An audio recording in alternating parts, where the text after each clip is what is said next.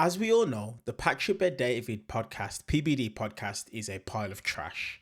And the majority of the hosts that are on there are involved in conspiracy theorists. They are on the far right, or like the main host himself, they're involved in multi-level marketing Ponzi schemes. In this video, we're going to see Sam Seder go into the heart of the lion's den and absolutely rip apart the narrative that these guys have on the open borders. Now, as usual, let's watch this video in full, and I'm going to give you guys my thoughts towards the end. Completely wrong. We've had the most illegal entry in 4 years in the history of the country. Dude. You're, and right, this is I'll why. answer Let you. me finish. And this is why your party sucks. This is why your party is at 29% approval. 20%. Because you got 20. Thank you. Because all you guys do is talk shit and just go anti-Trump. You have no policies. You guys have no vision. You have no leaders. You're talking about oligarchs and you hate the oligarchs. Where do you think Bernie Sanders and AOC are going to get their money from? Their donors. Are Okay. you like? Don't lie to yourself. For you to look and like, by the way, you're talking about yesterday we lied. AOC and Bernie Sanders don't take Hold on, money ready from for those this? people. You're saying that we lied 2 days ago. You just lied, and you're gonna look like a fool that the border wasn't wide open. Look at this chart. What does that chart say to you? Say, what is that? What did Trump, when Trump was in, he was trying to close it, but your party was fighting it. It's unbelievable how many illegals have come in the past But 100 this days. is the I'll go numbers through you're all of talking these about. charts. So this is, you can Start one by one. Go up. explain every one of them. Go Okay. for it. Yeah, go ahead. Yeah, you can see that this is what constitutes illegal immigration. These are, if it was an open border, you would not have these numbers.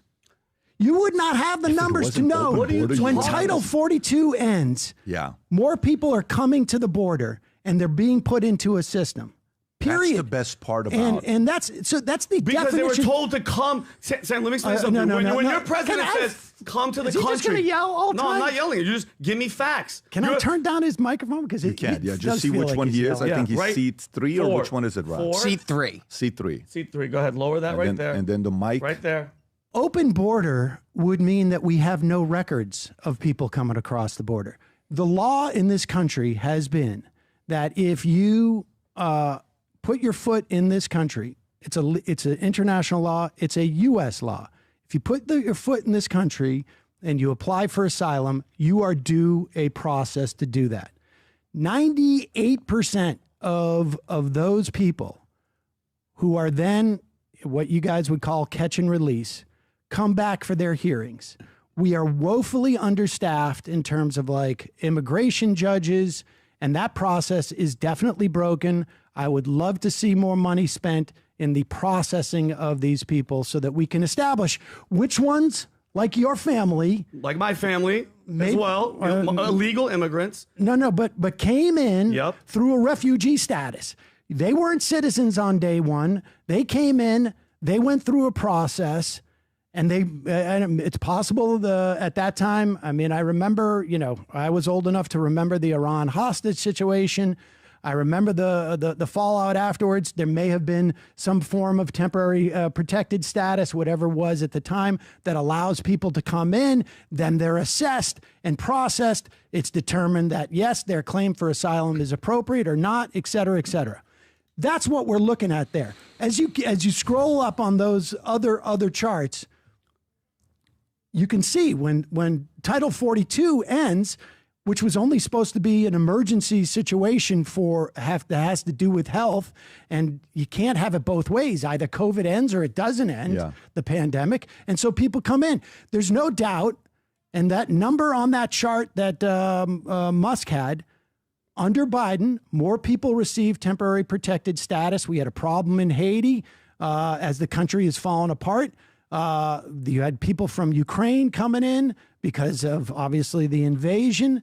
These are all under temporary here's a protected question status. for you, They Sam. all got Sam. Social Security numbers so they could pay taxes into our government and not necessarily get vote the services Democrats, back. yes, and vote for Democrats, No, they right, yes, can't so- vote. right. Those Social Security cards literally say AOC, on the card say AOC, you can't use this for voting. Did you vote for? So, like, even that last point between Patrick Bet-David and Sam Seder showed a lot. And it showed the problem with someone like Patrick Bet-David and his co-hosts. These are people who know facts, but regardless of those facts, they're going to spin a narrative. It doesn't matter what's said. It doesn't matter what's done. They know the facts. They know the truth, but they're going to spin a narrative. Sam Seder literally said, and he also said it earlier on as well. He literally said that these people cannot vote. They cannot vote. They can't. But because of the fact that Patrick Bet-David is a follower of Donald Trump, and what is it that Donald Trump likes to do? He likes to tell lies, to spread misinformation, plain and simply because he knows that his audience are not going to fact check. They're not going to go and do their research. They're simply just going to take and accept whatever it is that he says. And that is typically what will probably happen with Patrick Bet-David's audience. Sam Seder has given him facts on the process and how it works in terms of, people that are coming to the United States. Going to. I'm acting like I live in the United States. That are going to the United States and they are seeking to become a citizen. But he's still going to spin a negative narrative anyway, plain and simply because that works better for him versus, admitting what the actual truth is, what Sam Seder spoke about. It's typical. Now, at the start of this clip, we saw one of the co-hosts of the Patrick Bet-David podcast, Vinny. This is honestly a guy who is so embarrassing. It's insane. This is a grown man who has no emotional intelligence, no emotional control. And he gets so angry and starts to froth at the mouth to the point where he has veins popping out of his head. Like, this is mental, absolutely mental stuff. But because he lacks the intelligence to be able to debate with someone like a Sam Seder, he had to just resort to speaking over him, trying to intimidate him and shouting at him. We saw it. And it literally got that bad that Sam had to turn around and basically say, look, can I turn this guy's mic down? I do not understand why he's so loud, why he's so shouting, why is he shouting, and why is he not allowing me the opportunity to be able to respond to any of the comments that it is that he's actually making. This is the problem and the issue with the Patrick Bet-David podcast and the host and the co-hosts of the Patrick Bet-David podcast. These are individuals who are interested in an intellectual debate, in an intellectual discussion. These are people that are just interested in being the loudest in the room, overpowering anyone that it is that they're speaking to.